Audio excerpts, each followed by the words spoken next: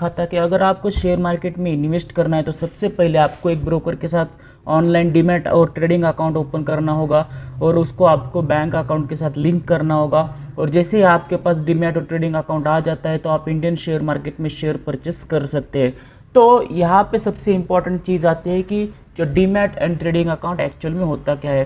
तो दोस्तों कुछ साल पहले, जो अगर 10, 15, 20 साल पहले की बात की जाए, जो शेयर्स थे वो पेपर फॉर्मेट में थे, लेकिन अभी जो है डीमैट में आपको सारे शेयर जो इलेक्ट्रॉनिक फॉर्म में रहते हैं, यानी कि डीमैट एक ऐसा अकाउंट रहता है जहाँ पे आपके जो सारे शेयर्स और सिक्योरिटीज़ है उसको होल्ड करके हम इलेक्ट्रॉनिक फॉर्म में रख सकते हो। और अगर यहाँ पे इंडिया में अगर आप शेयर मार्केट में इन्वेस्ट करना चाहते हैं तो अभी इंडिया में डीमैट अकाउंट होना बहुत ही ज़्यादा मैंडेटरी है। तो पिछले कुछ सालों में देखा जाए, 2-3-4 सालों से देखा जाए, तो बहुत सारी जो ब्रोकरेज कंपनीज है वो नए नए स्कीम्स के साथ अपने ट्रेडिंग अकाउंट और डीमैट अकाउंट लेकर आ रही है, जहाँ पे आपको विदाउट एनी अमाउंट आप जो है आपका खुद का अकाउंट ओपन कर सकते हो। और उसके साथ भी कुछ एडिशनल पर्क्स भी आपको यहाँ पे हम आगे वीडियोस में देखेंगे। तो सबसे पहले यहाँ पे एक चीज़ दिमाग में आती है कि अगर वो डीमैट अकाउंट ओपन करना है तो कौन से ब्रोकर के साथ करना चाहिए। तो यहाँ पे स्क्रीन के ऊपर आपको कुछ ऑप्शंस दिखाई दे रहे हैं, जैसे कि जीरोधा है, एंजल ब्रोकिंग है, इंडिया इन्फोलाइन है, मोतीलाल ओसवाल है, शेर खान है, अपस्टॉक्स है, ICICI डायरेक्ट है, एडलविस है, HDFC सिक्योरिटीज़ है, 5 पैसा है, कोटक सिक्योरिटीज़ है। तो बहुत सारे और भी डीमैट अकाउंट ओपन करने के लिए आपके पास ऑप्शंस है। लेकिन अगर इसमें से किसी ब्रोकर के साथ जाना है तो हम यहाँ पे कंपैरिजन देखेंगे इन सारे ब्रोकर्स का, कि और उसी बेसिस पे आप डिसाइड कर सकते हैं कि आपको किस ब्रोकर के साथ जाना है। तो यहाँ पे किसी भी ब्रोकर के साथ जाने से पहले या फिर how to choose best demat account, आपको ये चूज़ करने से पहले सबसे पहले आपको देखना है कि जो भी आप अकाउंट ओपन कर रहे हैं और रेप्यूटेड डिपॉजिटरी है क्या नहीं। और उसके साथ साथ आपका डीमैट, ट्रेडिंग और सेविंग अकाउंट सारे एक साथ एक प्लेटफॉर्म के आपको मिल जाएंगे तो और भी ज़्यादा अच्छा है। और उसके साथ साथ आपको यहाँ पे जो कंपैरिजन करना है वो अदर वेरियस जो फीस है, जैसे कि अकाउंट ओपनिंग फीस रहते हैं, एनुअल मेंटेनेंस फीस रहती है, ट्रांजैक्शन फीस रहते हैं, ब्रोकरेज चार्जेस रहते हैं। और ब्रोकरेज चार्ज बहुत सारे कैटेगरी में अलग अलग होते हैं, वो भी आपको देखना है। उसके साथ ही अगर आप फुल सर्विस ब्रोकर के साथ जाते हैं तो आपको उनकी जो कस्टमर सर्विस की सपोर्ट की फैसिलिटी है वो भी देखनी होगी, क्योंकि उसी के थ्रू आपका जो आगे जाकर जो है सफ़र अच्छे से जा सकता है।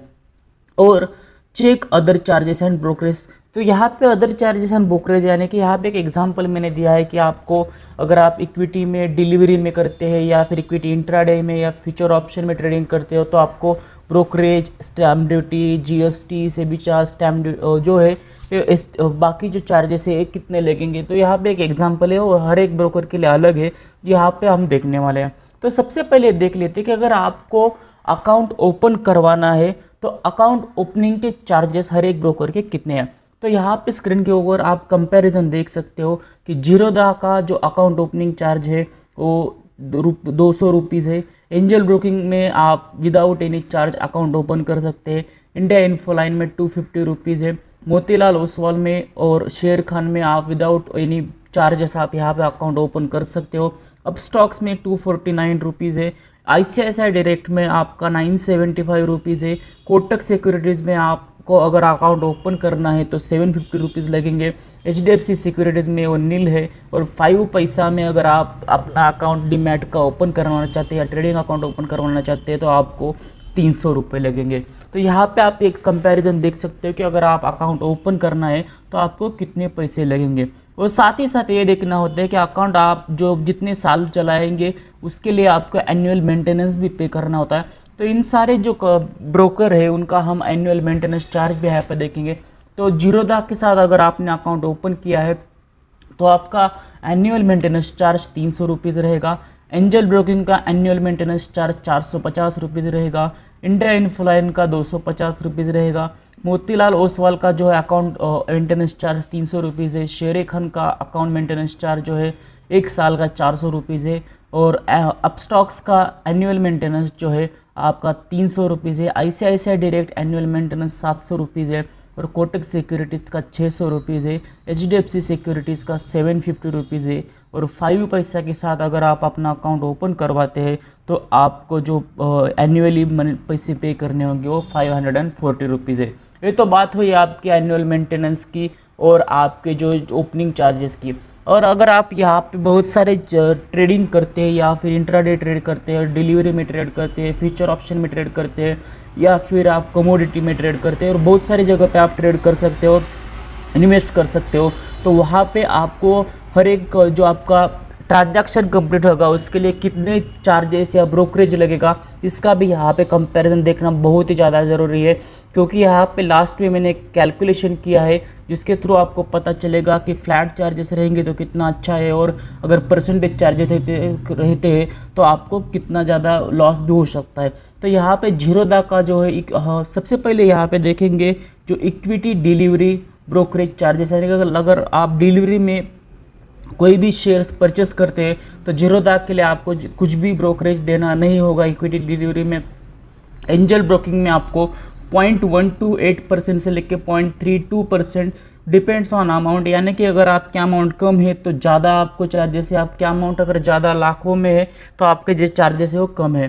तो इंडिया इन्फोलाइन में आपको 0.25%, यानी कि ये 0.25% क्या होता है कि अगर आपने 1 लाख रुपीज़ के या 2 लाख रुपीज़ के सपोज ट्रेडिंग आपका जो पूरा ट्रांजैक्शन हुआ है तो 1 लाख का 0.25% अगर आप करते हो तो उतना आपका यहाँ पे एक ट्रांजैक्शन का पूरा जो है चार्ज लगेगा। मोतीलाल ओसवाल में आपको 0.5%, शेर खान में आपको इक्विटी डिलीवरी में 0.5%, अपस्टॉक्स में आपको 0 ब्रोकरेज है, ICICI डायरेक्ट में आपको 0.25% है, कोटक सिक्योरिटीज़ में 0.49% है, HDFC सिक्योरिटीज़ में 0.5% है, और 5 पैसा में आपका ₹20 पर एग्जीक्यूटिव ऑर्डर, यानी कि कोई भी आप कितने भी चाहे पैसे का यहाँ पे जो है शेयर परचेस कर लो, आपको सिर्फ 20 रुपीज़ देना होगा। तो ये तो बात हुई इक्विटी डिलीवरी के लिए। और सबसे इम्पॉर्टेंट होता है अगर आप ट्रेडिंग करना चाहते हैं और आप इंट्राडे ट्रेडिंग करते हैं तो बहुत ही ज़्यादा ब्रोकरेज, यहाँ पे आपको जो ब्रोकरेज के बारे में सोचना होगा, क्योंकि वहाँ पे आप जो है उनके 10 टाइम्स 20 टाइम्स जो है मार्जिन यूज़ करते हो, तो उसके चलते आपका जो अमाउंट है वो बहुत बड़ा हो जाता है, और जिसके चलते यहाँ पे ब्रोकरेज कंसिडर करना आपके लिए और आपके प्रॉफिट के लिए बहुत ही ज़्यादा इंपॉर्टेंट है। तो इंट्राडे ट्रेडिंग करते हैं तो ये जो स्लाइड है बहुत ही इंपॉर्टेंट तरीके से आपको देखना होगा, और उसी के चलते आपको यहाँ पे डिसाइड करना होगा कि ब्रोकर कौन सा लेना है। तो अगर आप जीरोधा में ब्रोकरेज यहाँ पे जीरोधा का अगर आपके पास अकाउंट है तो आपको लोअर ऑफ 20 और 0.03%, यानी कि जितने भी अमाउंट का आपने तो जो आपका ट्रांजैक्शन हुआ है उसका 0.03 और मैक्सिमम 20 रुपीज़ तक आपको यहाँ पे जो चार्ज लगेंगे। एंजल ब्रोकिंग में 0.0128% से लेके 0.032%। जैसे कि मैंने बताया कि अगर आप कम अमाउंट में ट्रांजैक्शन है तो आपको 0.032 लगेगा, और ज़्यादा जैसे आपका पैसे बढ़ेगा वैसे वैसे आपका जो इंट्राडे चार्जेस है वो कम होते जाएंगे। इंडिया इन्फोलाइन में 0.025% है, मोतीलाल ओसवाल में 0.05% है, शेर खान में 0.1% है, अपस्टॉक्स में आपका लोअर ऑफ 20 और 0.05% है, और ICICI डायरेक्ट में आपका 0.025% है। कोटक सिक्योरिटीज में आप अगर इंट्राडे में ट्रेडिंग करते हैं तो आपको यहाँ पे 0.09%, और HDFC सिक्योरिटीज़ में आपको 0.1% और 5 पैसा में आपको फ्लैट 20 रुपये का यहाँ पे चार्ज देना होगा। और ये बहुत ही ज़्यादा इम्पोर्टेंट है देखना कि आपका अगर 0.05%, 0.5% के साथ जाते हैं या फिर फ्लैट चार्जेस के साथ जाते हैं तो आपको कितना ज़्यादा फ़ायदा हो सकता है।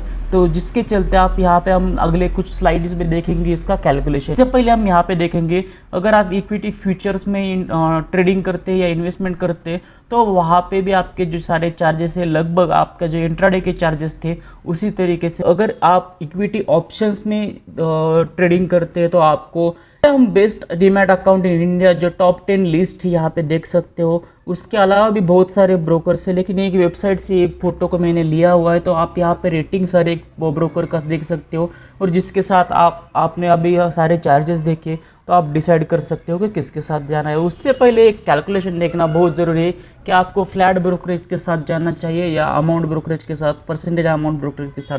तो यहाँ पे एक एग्जांपल लेते हैं कि अगर आपका जो एग्जीक्यूटिव ट्रेड है, यानी कि आपको जो इन्वेस्टमेंट का एक ट्रांजैक्शन एक ट्रेड हुआ है, एग्जीक्यूशन हुआ है, वो 2 लाख रुपीज़ का है। और उसके ऊपर अगर आपको फ्लैट ब्रोकरेज, अगर आप डिस्काउंट ब्रोकरेज के साथ जैसे कि जीरोदा है, 5 पैसा है, तो वहाँ पे आप देख सकते हो कि फ्लैट 20 रुपीज़ आपका जो चार्जेस था अगर वो लेते हैं, या फिर 0.05% इंट्राडे के लिए और डिलीवरी के लिए 0.5% के साथ जाते हो, तो आपको यहाँ पे देख सकते हो कि जो 0.05% से अगर आप 2 लाख रुपीज़ का कैलकुलेशन करते हो तो आपको 100 रुपीज़ यहाँ पे सिर्फ ब्रोकरेज लगेगा।